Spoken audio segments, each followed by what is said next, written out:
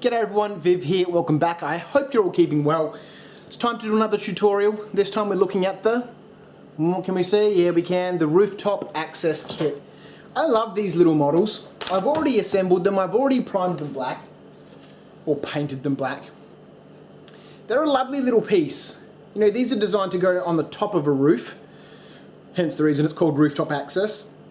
But you know, we've seen people, I've seen people convert these into little safe rooms. I think they make the perfect little sort of entrance on a street level, sort of going down into some sort of maintenance hatch or something like that. We don't sell as many of these as I kind of thought we would. It's a relatively cheap kit. You get 2 of these in the pack, and I think it's 16 bucks or something. You know, it's a nice little piece. So I'm going to paint up a whole bunch of these. I think I've got 4 put together and painted, so 2 packs, and I've got another 4 packs I think I need to do. So anyway, we're going to go through and have a look at how I paint this little Rooftop Access Kit. So the first step is to, well, obviously assemble and paint the model black, but I'm going to put this grey primer on from Fiddly Bits. This is a very cheap primer. The grey is actually really good. I don't like their black very much, but the grey is really good. It's $3.50 a can or something like that.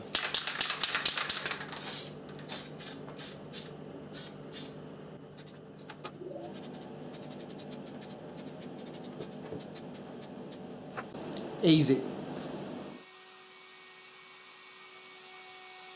So the next step is to dry brush the model. Great.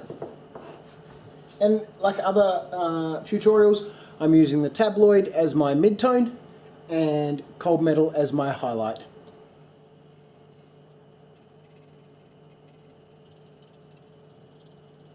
There we go, there's our first dry brush done. Nice and simple. Next step, last highlight colour and cold metal. There we go, finished up the last dry brush with that cold metal. So now that we've got them all dry brushed, the next step is to pick out all the trim. The vents on the back, the little power cables and stuff on the side, and the door frame and the vent on the front. I want to do those in black so I can do them in a metallic colour. So let's get that done.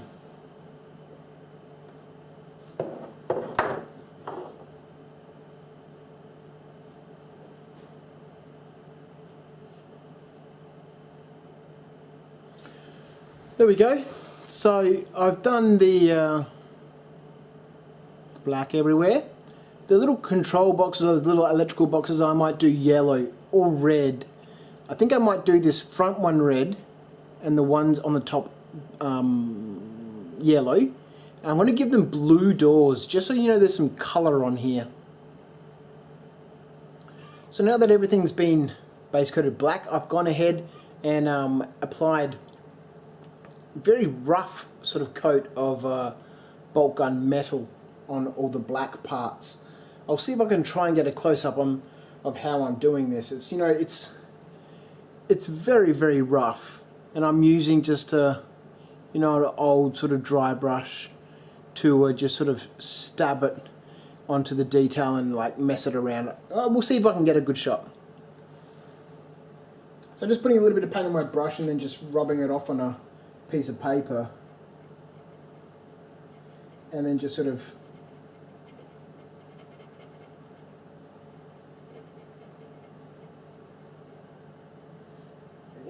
really more rubbing it on here than anything else.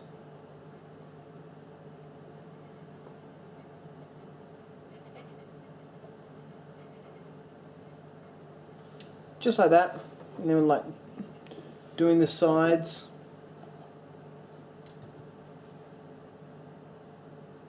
Trying to be as careful as I can not to get it on that grey brickwork.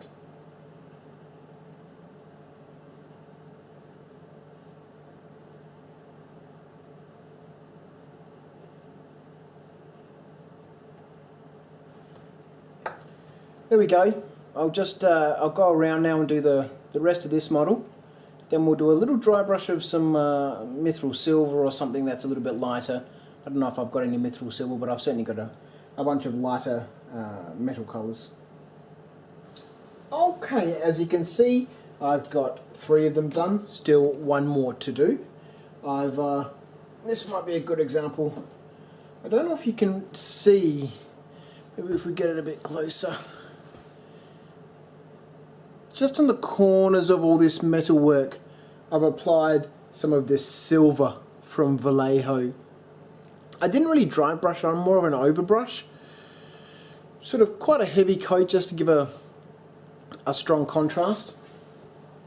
And then I've used the, what is it, golden yellow from Citadel to just very roughly put that yellow colour on there. And you can see it's not a flat colour. Again, I don't like to use flat colours or a solid coat when I'm trying to paint terrain like this. I want it to be a little bit, you know, dirty. It just helps with the weathering that's going to come in a minute. So I've got 1 more to do. Again, I'll see if I can get a shot of how I've applied that yellow. I guess what I'm trying to do is just put the paint on there and then like smoosh it around with the brush to give sort of like a natural sort of faded colour, I suppose. Unless I want to do lots and lots of layers, I'm not going to get a solid yellow over this grey.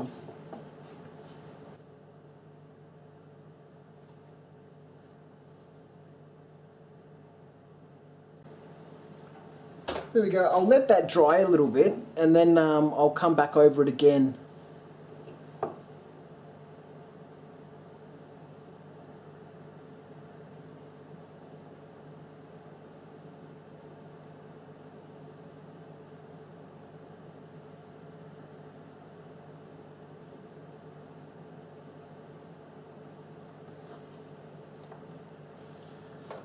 There we go. I hope we can see some of that. Focus, so we're too close. Okay, we're slowly getting there. Got blue doors on some of them. Still need to do a bit more work on those.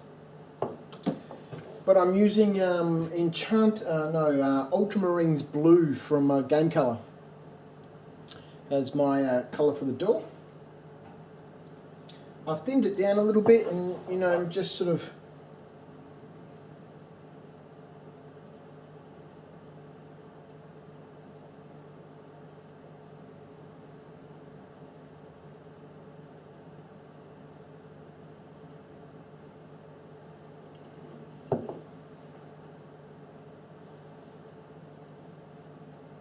now I'm using my brush on this weird angle and sort of feathering it almost, so I can try and leave some of those lines on the door, rather than sort of using the tip of the brush as you normally would, which would then just, you know, fill in these score lines on the model.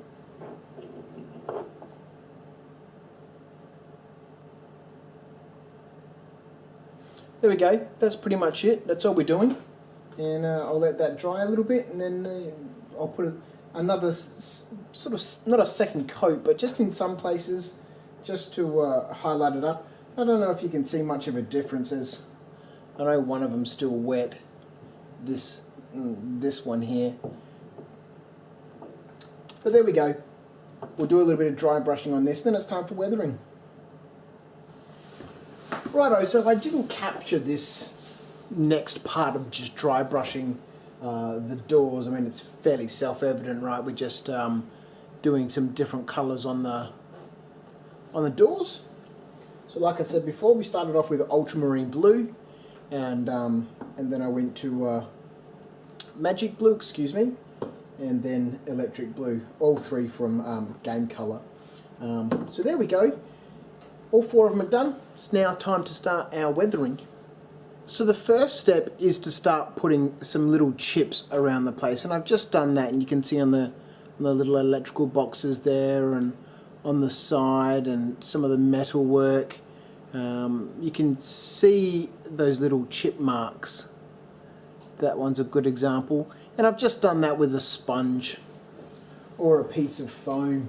So I found an old piece of foam from a blister packet and, you know, a little bit of black paint, and dab it onto the model.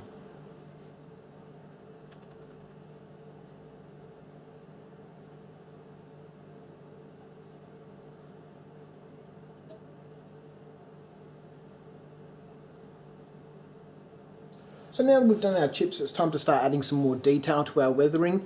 We're going to use one of these dirt brown weathering sprays from Plastic Soldier Company.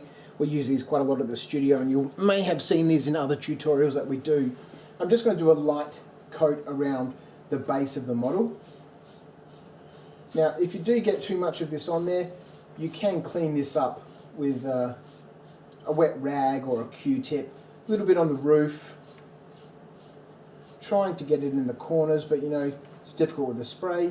Just a little bit on the building. I'm going to use a little bit of the light brown, just to, you know, add some variation in our weathering. There we go. That's all we're going to do. We'll let that dry, and then we'll come back and clean some of it up. So now it's time to start cleaning up our weathering.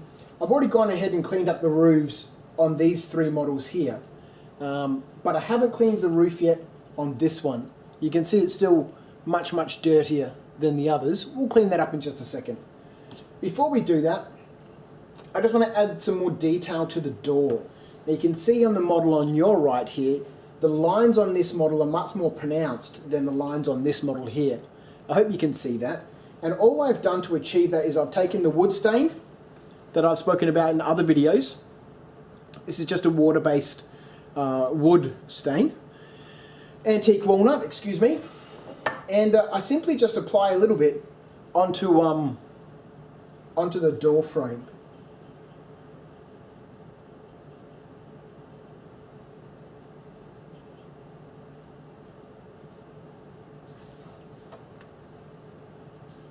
Once I've got that around everywhere, we'll let that sit just for a moment. Not too long. And with a paper towel or a piece of tissue paper, we just want to carefully blot the surface to bring up all that excess material. This is going to do two things. One, it's going to add definition to the lines. It's also going to add a little bit of grime to the surface of this door. There you go. I'm happy with that. And now all of a sudden, you can see that the lines on this model are also a little bit more pronounced than they were before. Okay, so let's clean up this model a little bit. Now, the weathering sprays that we use, the ones from Plastic Soldier Company, can be cleaned up with just a little bit of water. Now, in this case, I'm also going to apply a stain to this building. But before I go ahead and work with that stain, I just want to clean up the edge of the roof section. You can see that it's quite dirty, especially at the front here. So just a damp piece of tissue paper, or a cotton bud or a rag or something. And we'll just go through and rub off that material. Now all of a sudden you can see that it's a lot cleaner. So let's do that on the whole top ridge of this building.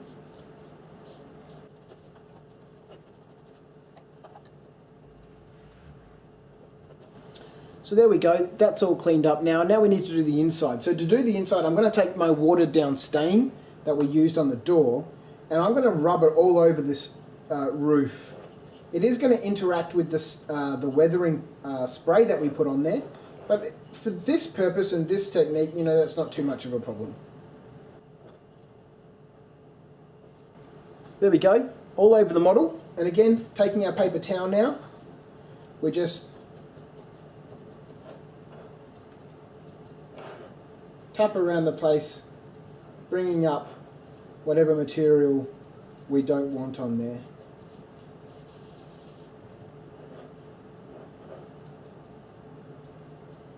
Now we'll let the rest of that dry, and all of a sudden our roof looks quite a bit better. So here's one I've finished. I've put some graffiti on there. I've added a few streaks around the place.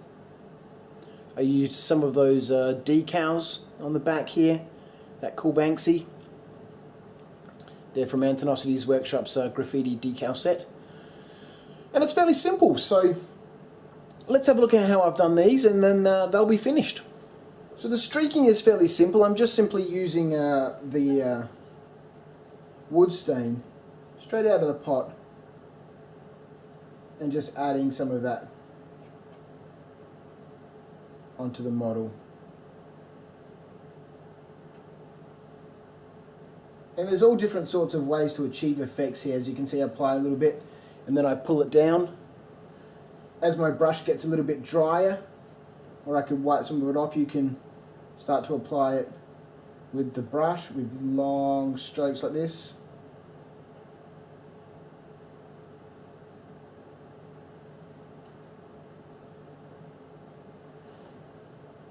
Simple as that. Now we just go around the building and add those anywhere we want. Once we've done that, we simply use the little paint pens that I've shown in videos before to scribble some graffiti on there.